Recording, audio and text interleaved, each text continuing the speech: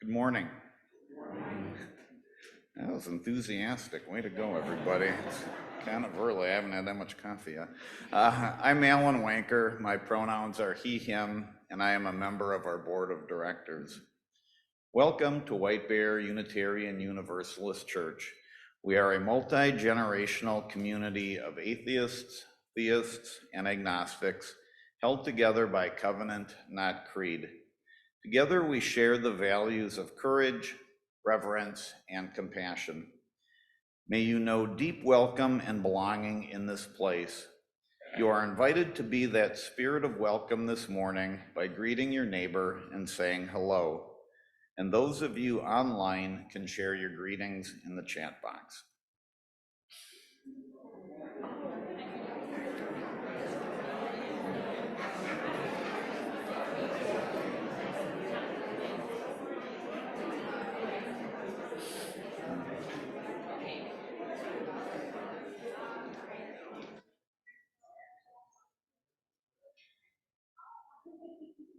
To share a request for today's meditation, please place it in the chat box before the opening hymn or add it to our meditation bowl. Please gain consent before you use someone's full name. The meditation bowl is in the Soul Work Center, along with some activities to keep people of all ages engaged with today's service. As a multi-generational community, we welcome the noises and movements that little ones bring to our services. We ask everyone present to think about ways that you can help those around you feel more welcome, however they choose to participate in today's service. And in the spirit of welcome, we ask everyone to wear their name tags and to silence their cell phones. This year, we are bringing back a no rehearsal Christmas pageant on December 17th at 10 a.m. And we will need lots of help to make it happen: costume makers, stage hands, sheep herders, etc. Sounds like an avant-garde piece. If you are interested in being on the support team, please join us for a meeting right here in the sanctuary after this morning's service. There is a pretty full table of lost and found items in the alcove today. Please check the table to see if any of the things are yours. This is the final Sunday before we donate the items. The auction committee is still seeking youth and adult volunteers to help make the Jingle and Mingle dinner, bazaar, and auction event a success. Please visit the auction table in the atrium after the service.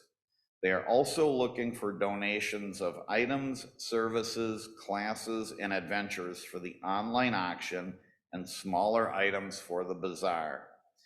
Here's a couple of new twists. The online auction will remain open for bidding during the event on December 2nd. People attending will get a chance to see the items in person and make their final bids. Also, there will also be a live auction with a special surprise auctioneer. Please help us meet our ambitious fundraising goal this year. And now a special announcement from Olivia. Good morning. A worship service is a collaborative experience, not only because a group of people work together to plan and lead it, but also because you, the congregation, helps create the energy and feeling of a service through the ways that you respond and are present to what is happening. In this spirit, take a moment to get ready to do church together. Sink more comfortably into your seat. Stop by the Soul Work Center and bring something back to your seat. You come forward and sit in the front rows by us, the musicians. Stretch your body and get ready to dance. Let this be a moment that we can be together.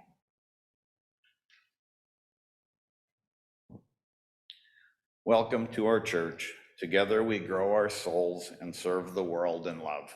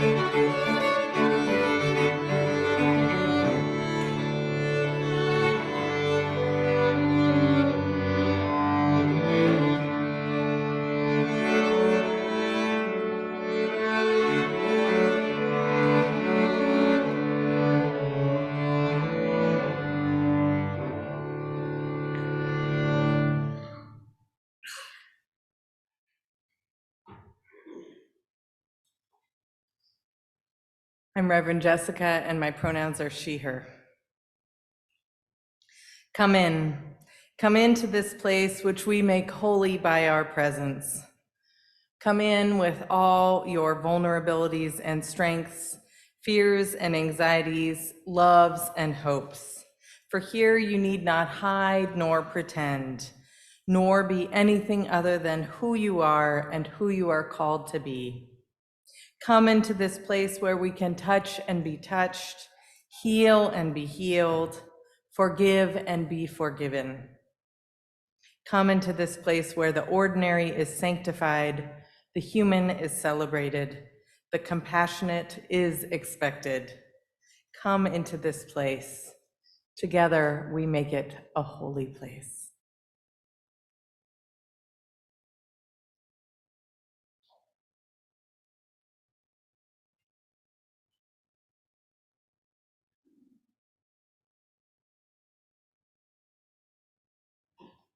As Reverend Jessica just whispered to me, third time's the charm.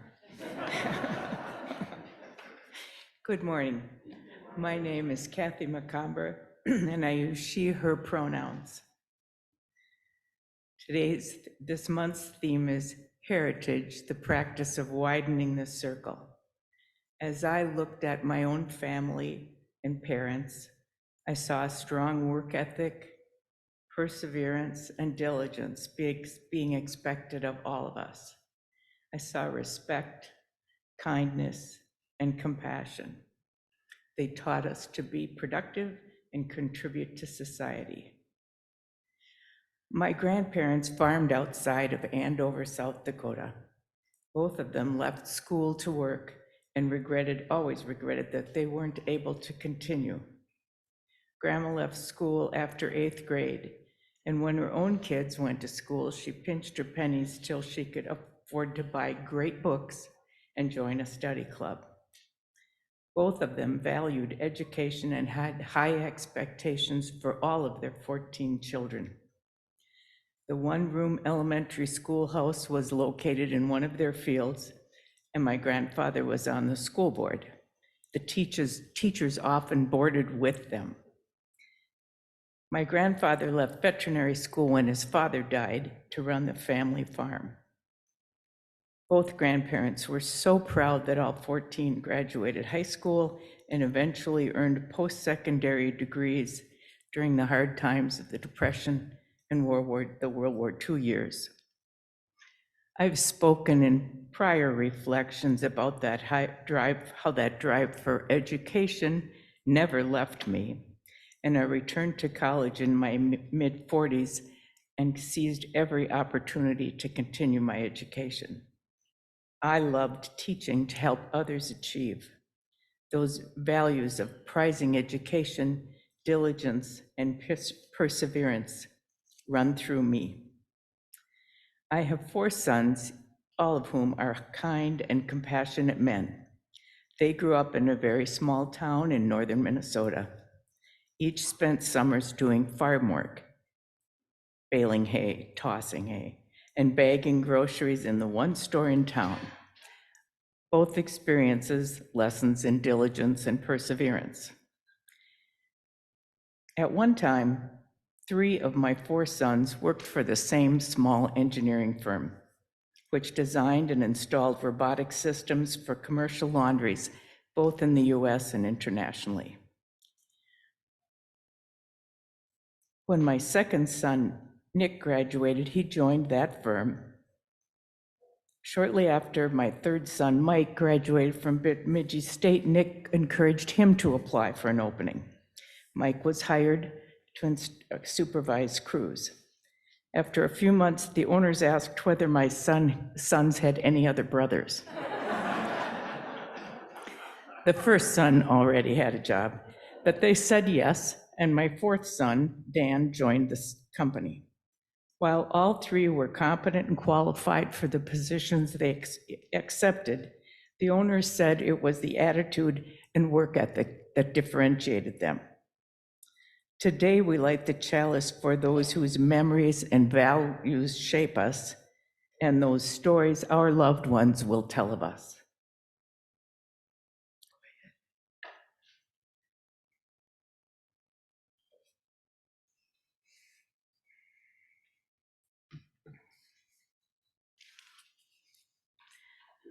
Please join me in the opening words. Love is the spirit of this church, and service is its law. This is our great covenant, to dwell together in peace, to seek the truth in love, and to help one another. Please rise in body or spirit for our opening hymn number 347 in the gray hardcover hymnal, Gather the Spirit.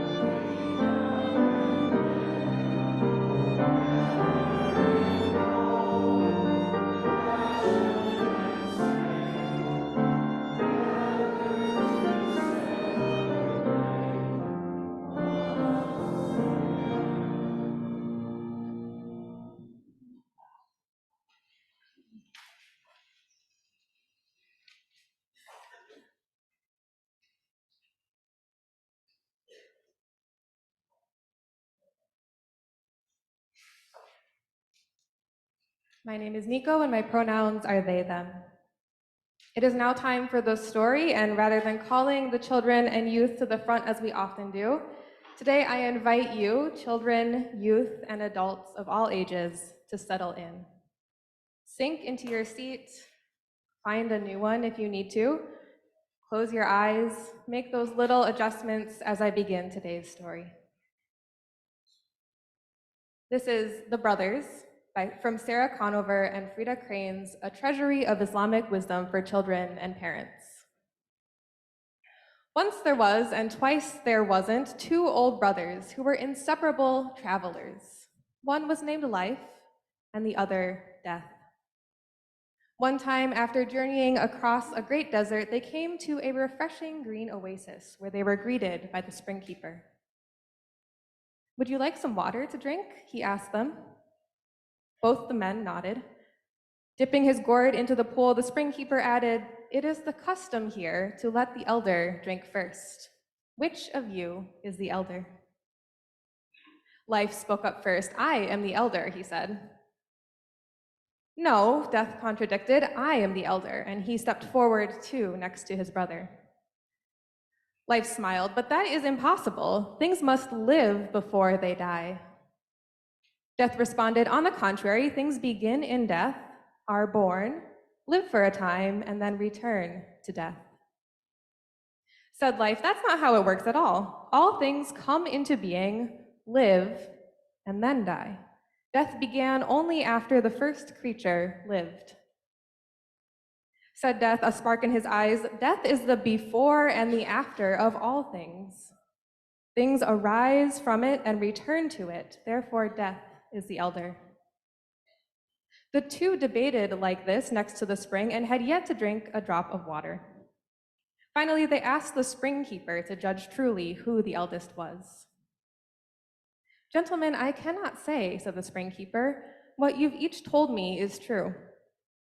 He looked at the two brothers. "How can one speak of death without life? Death is like a desert until the rain falls, and then all the living things sprout miraculously from the rocks and sand." He smiled. "And how can one speak of life without death, to which all things are certain to return? Neither can exist without the other. Neither of you is elder or younger." He held out a single gourd. "Drink now, together, and go in peace."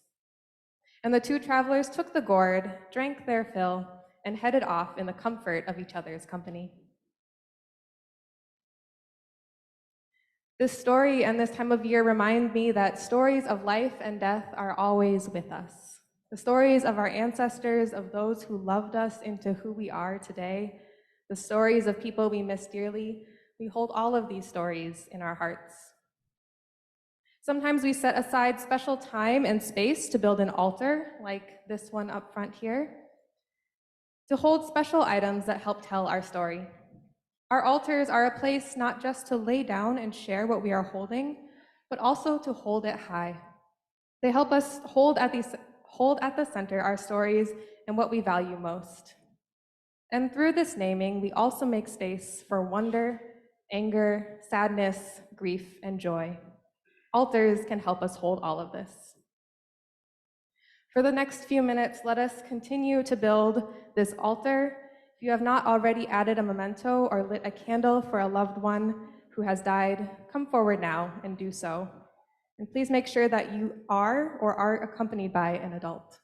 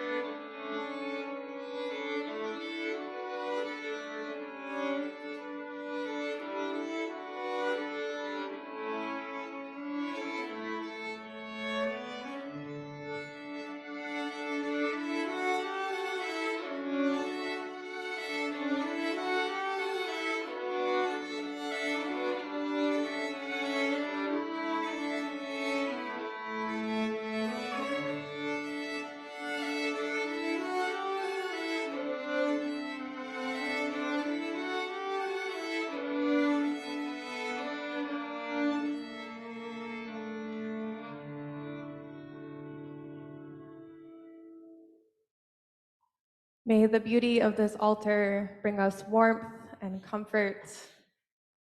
May it help us hold high the memories of those we've lost. May it be so.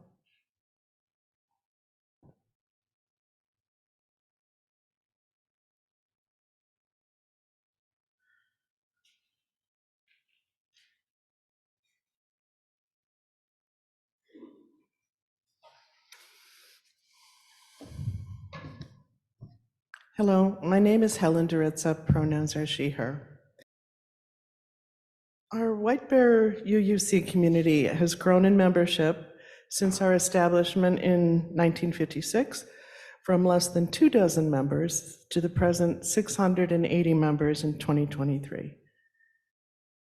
Members that came before us are not forgotten, whether they are those deceased ancestors that began our community 67 years ago, and continuing all the way up to those who have joined more recently and have departed. We hold them all in congregational memory. In looking to honor our loved ones' passings, the Spirit Prairie Garden at the entry of the church building was planted in 2019 by our dedicated Land Stewardship Committee as one visible sign of those who came before us and have left for the spirit world. It is a place to pause, to remember, to walk the path alongside plants, to breathe in the fragrance of this plant world, one that reminds us of all kinship with our natural world. Now, outside the alcove area near the RA wing, we've planted a sign that displays the phrase often used here in memorial services. In the rising of the sun and in its going down, we will remember them. A bench is there to sit upon. The creek is nearby. There, the woodland path to the labyrinth begins. Quiet is at hand for reflection and contemplation. Today, when we invite our ancestors to be with us, you are also welcome to invite and invoke those outside the alcove door at this addition, honoring our beloved ones who have gone in body but not in spirit. We welcome you to gather at this space, be it today after service or at any time you choose, to invite and invoke those you love and who remain now in sacred memory.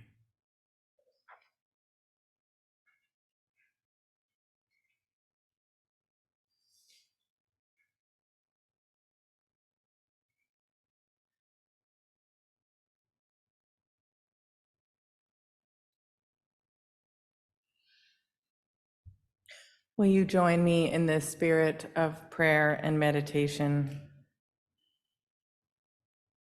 I invite you, if you have something in your hands, to set it down, to cast your eyes down or close them, or simply gaze out the window at our beautiful fall display before us.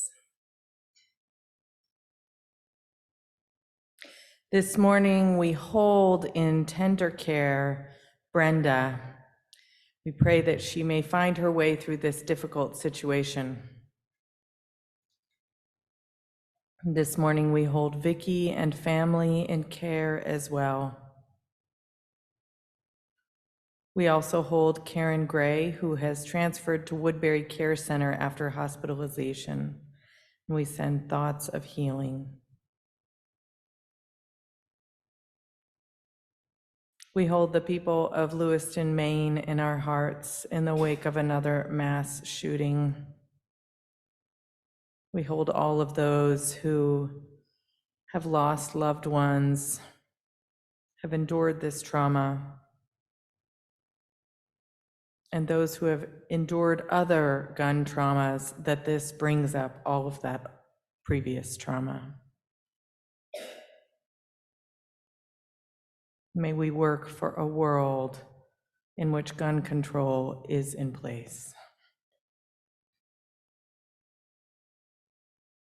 This morning, we hold the people of Gaza and the people of Israel in our hearts. Those who are innocent bystanders trying to live their lives, who have lost loved ones, who are living in fear, without resources, wondering what comes next. We pray for peace, for ceasefire.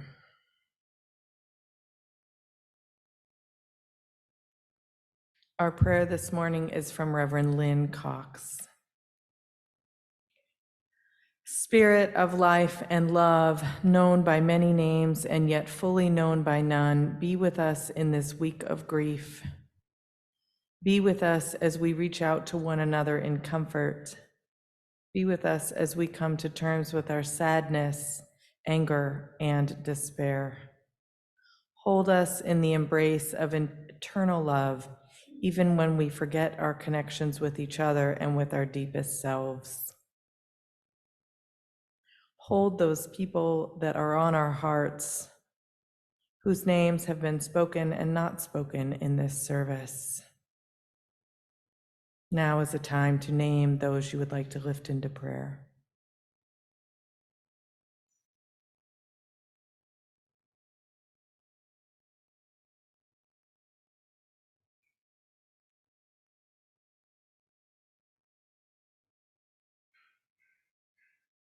As we gather before this altar, honoring our ancestors, spark of mystery, illuminate our memories of those who have died.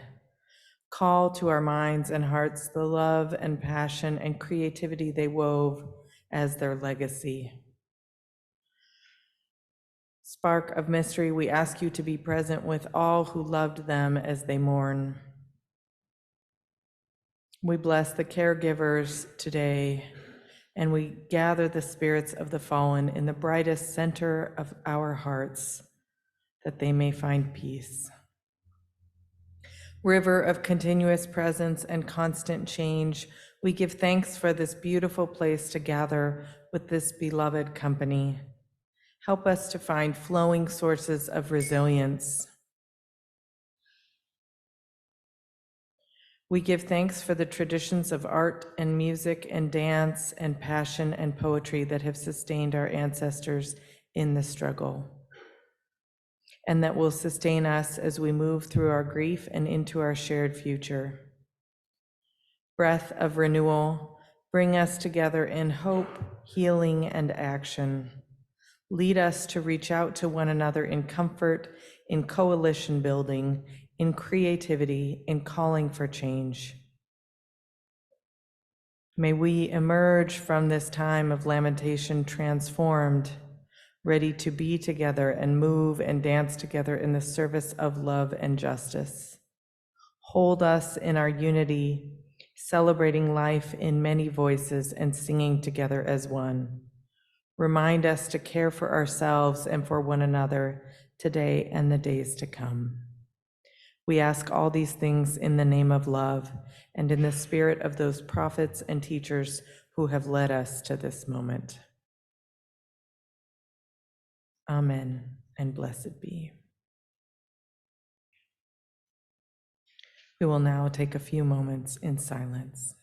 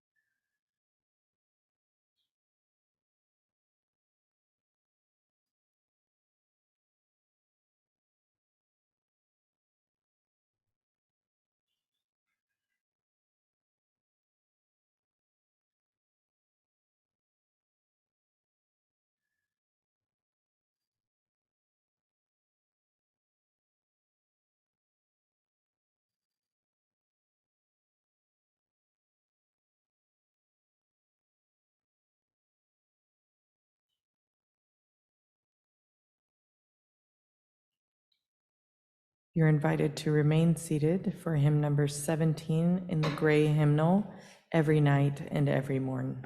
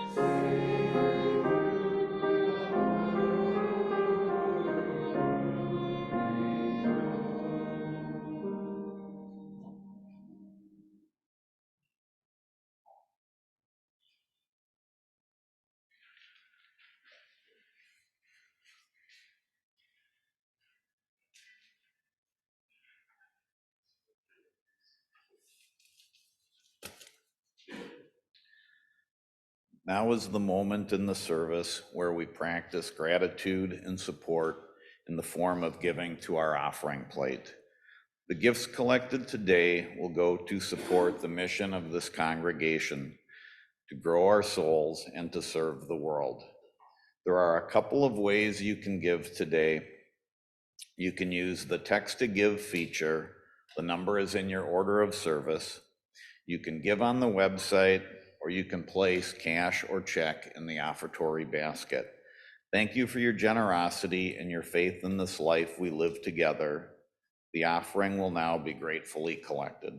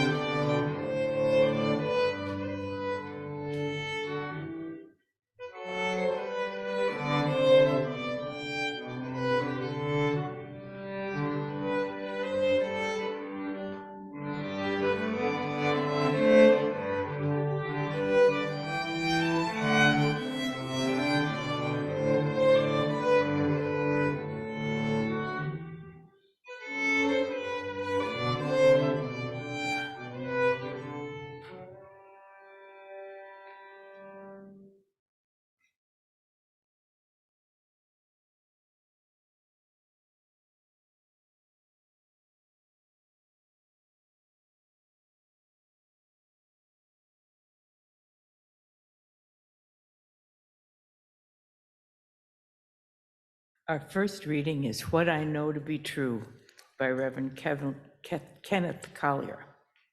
I do not know where we go when we die, and I do not know what the soul is, or what death is, or when, or why.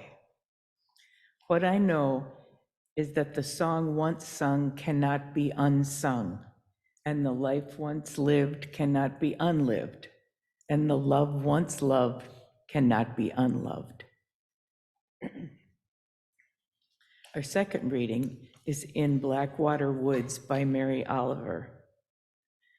Look, the trees are turning in their own bodies into pillars of light, are giving off the rich fragrance of cinnamon and fulfillment, and the long tapers of cattails are bursting and floating away over the blue shoulders of the ponds.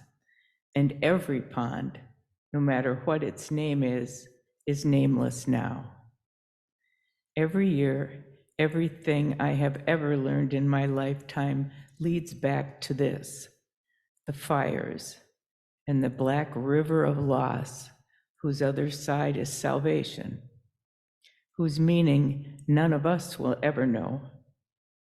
To live in this world, you must be able to do three things: to love what is mortal, to hold it against your bones, knowing your own life depends on it, and when the time comes to let it go, let it go.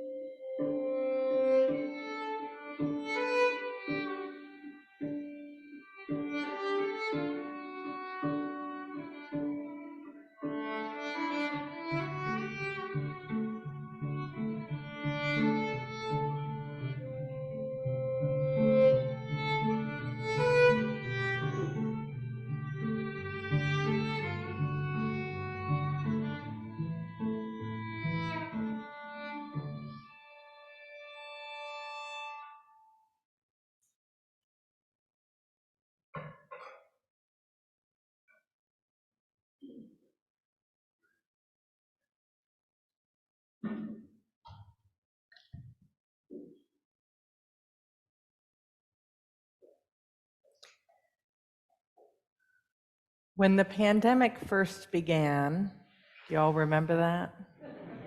Feels like it's been a lifetime, and yet it also feels like it was just yesterday. It was a time of urgency and fear with so many unknowns. The possibility of death from COVID seemed so close. It caused many to reflect on their own mortality and legacy. I know that for some of you, there are people who aren't here today because of COVID.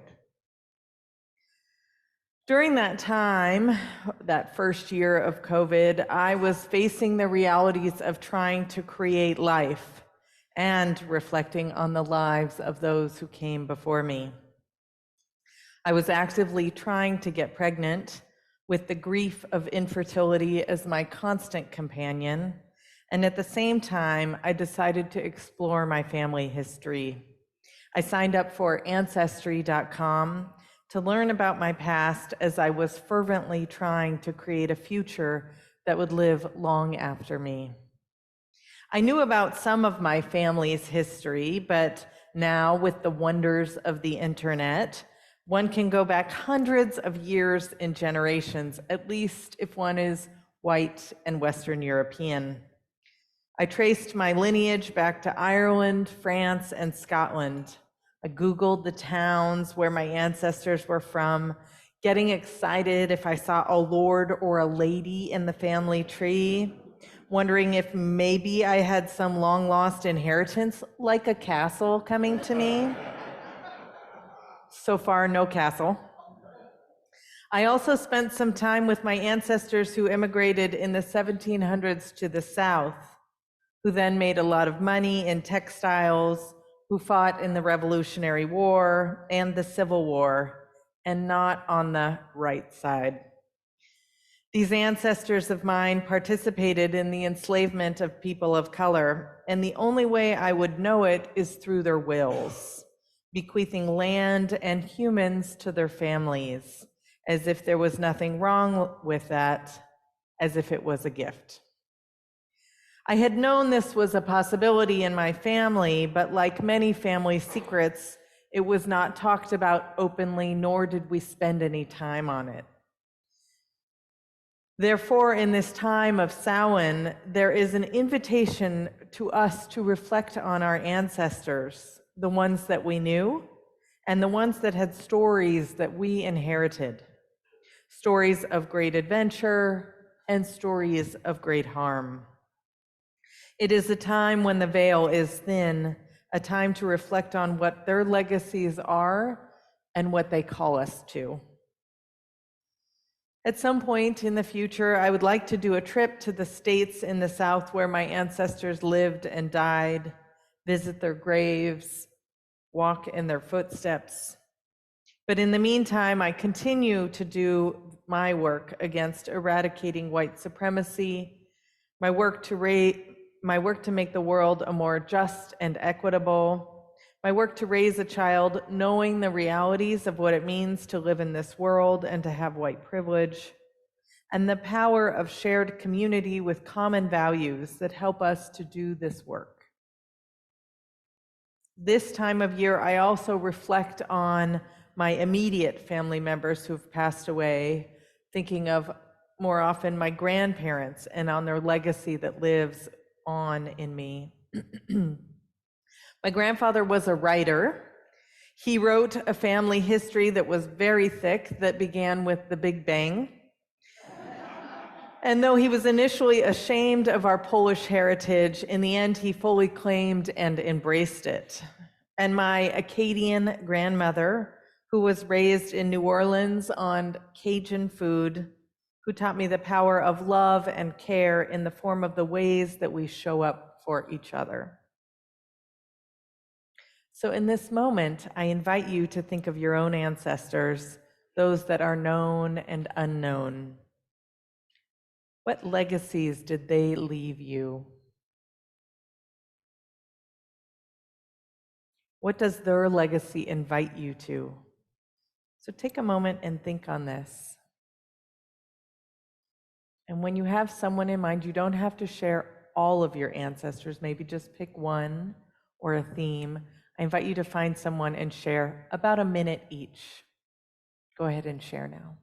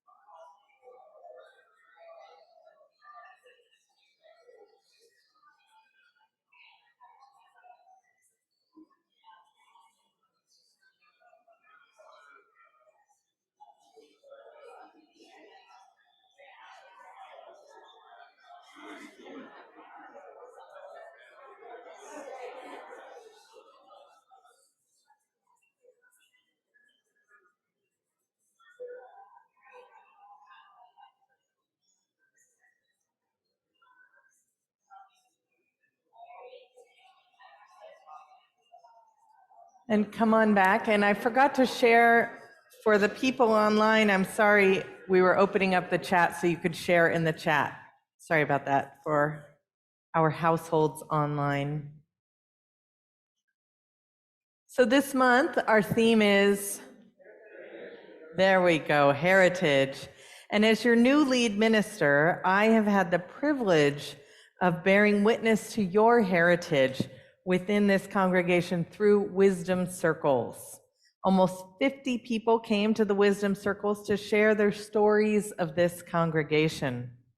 The themes that emerged were the importance of community, that members of this church have raised people's children, and the power of that stays with people long after their children are grown. Themes of people feeling so moved to stand up at an annual meeting and close the budget gap. Themes of being a sanctuary church, of showing up for the marriage amendment. They also spoke about the importance of community gatherings and outings, like the French dinner. I heard about the Flaming Cherries Jubilee. That was apparently a very big thing. And the biking group. One member said it saved their life. These stories are part of the legacy of this congregation. And there were names that were spoken of people who are no longer here, but who made an impact, of elders who showed up to do the work, who held community, who are no longer with us, but their presence was felt within those conversations and within these walls. So for these WBUUC ancestors, I invite you to say some of the names of the people who are no longer with us now, who you would like to bring into this space. The names of members who have passed, but whose memory and legacy live on here. And please shout them out.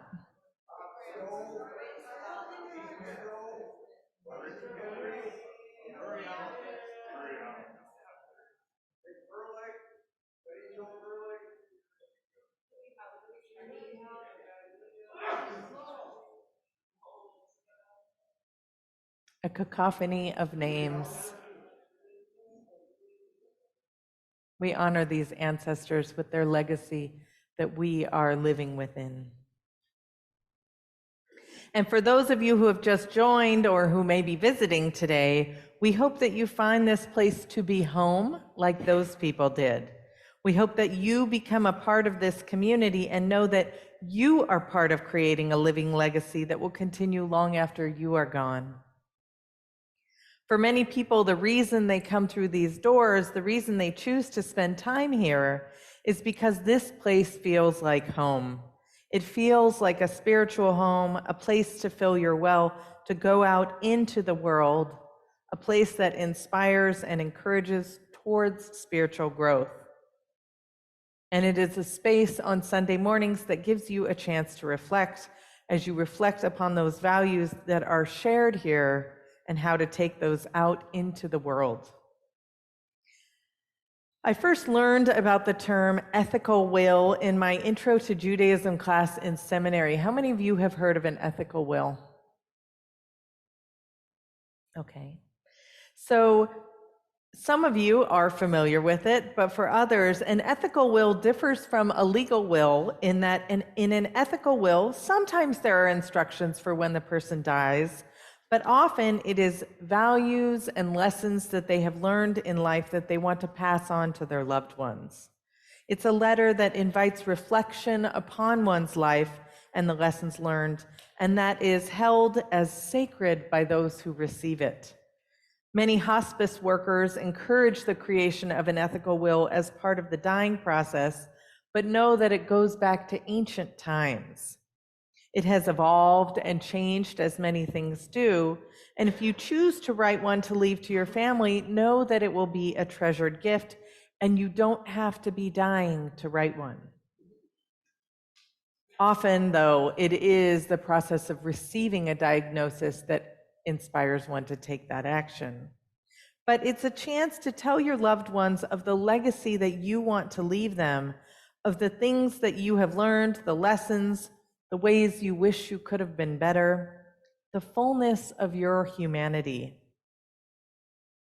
Therefore, as we were invited earlier to think about the legacies of our ancestors, now you're invited to think about what is the legacy that you want to leave?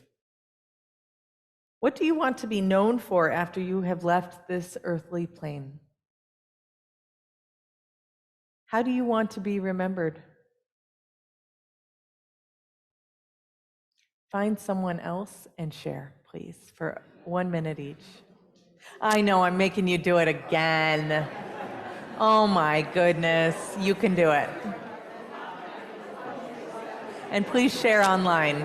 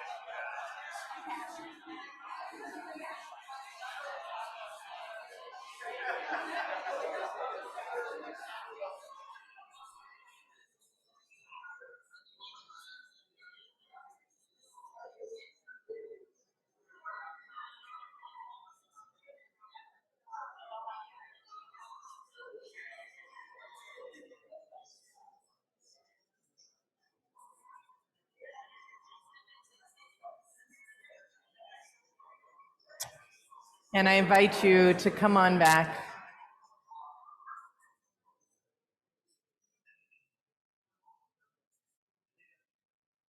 for being a little resistant to that second time. Once you got going, you were going. We all have a chance to create our legacy with each day that we are alive, with the choices we make, with the kindnesses we show, with the ways that we show up for each other, and in the ways that we are gentle with ourselves when we could have done better. And I want to give a little note that if your family legacies are of harm, abuse, addictions, know that this isn't the full story. This is one part of your story, and you still have choices on how you choose to spend your days. Dear ones, today is a new day. Today is the day that you can continue to work to heal that legacy that you might have inherited. I saw a post recently on Facebook from a teacher that said they were no longer having their students make family trees because it just didn't fit for some families, which, as someone who has a non-traditional family structure, I fully support. What the teacher was having students draw instead was circles of care. These circles that held them, drawing their village of who the grown-ups are that are a part of their village. So as you move from this place out into the world, may you reflect on the circles of care that hold you. May you reflect on the circles of care that you are a part of that hold others. And if you feel so moved, take the time this week when the veil is thin to write an ethical will for your beloveds. Fred Rogers says we leave a piece of ourselves with everyone we meet. These are legacies. May your legacy be one that is filled with love, that works for justice, and that remembers that we are all connected and responsible for each other. And may you feel these things in turn when life shows its worst. This is why we are here. At the end of each wisdom circle, I had people go around and say, WBUUC is, and fill in the blank. And the number one answer, beloved community. What a legacy to bear witness to. I am so lucky to be your lead minister and to have the opportunity to be a part of your legacy. Thank you for calling me to your beautiful, beloved community. Amen. Please rise in body or spirit for hymn number 6 in the gray hymnal, Just as Long as I Have Breath, and remain risen for our benediction.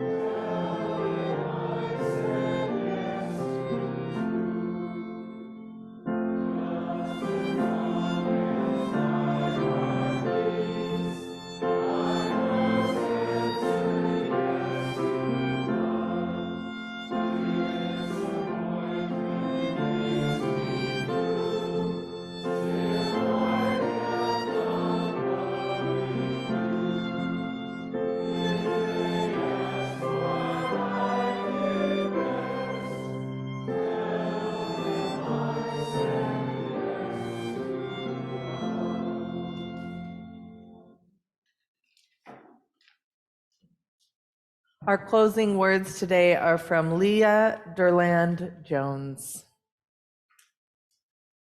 For those who came before us, we offer gratitude and thanks. May their memories be a blessing. May we feel surrounded by their love as we go forth from this time and place. Let us be inspired by their courage, their wisdom, and their dreams. Let us honor them by doing the work of living boldly, loving mightily, and creating heaven here on earth. Amen. Please be seated for the postlude and then join us in the social hall for coffee hour.